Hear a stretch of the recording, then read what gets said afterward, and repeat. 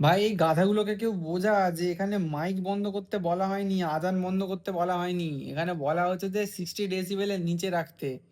না তো এটা শুধু মসজিদের জন্য অ্যাপ্লিকেবল করা আছে, এটা মন্দিরের জন্য অ্যাপ্লিকেবল। যে কোনো জায়গাতে সাউন্ড ক্রিয়েট করলে 60 ডেসিবেলের নিচে করতে হবে, সেটা করতে বলেছে। এখানে কুরবানি বন্ধ করার কথা বলা হয়নি।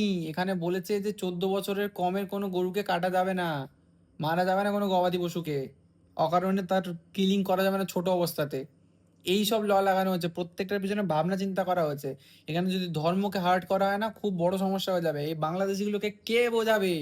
এরা মাথা মোটার দল, কিছু জানে না, ভুল ভাল ন্যারেটিভ ছড়াচ্ছে। এই ভুল ন্যারেটিভ গুলোর জন্য পশ্চিমবঙ্গের ভেতরে বা ইন্ডিয়াতে ইন্ডিয়ান মুসলিমরা খেপে গিয়ে এখানে ঝামেলা তৈরি করবে। এদেরকে কেউ চুপ করা। গাধাগুলো কোথা থেকে উঠে আসে, মানে আমি আবারও বলছি, একটা দুটো মানুষ কিছু একটা ঝামেলা পাবলিক হতে পারে, গোটা দেশটাতেই সমস্যা আছে। এরা গোটা দেশ বোঝা পাচ্ছে এদের বাংলাদেশ।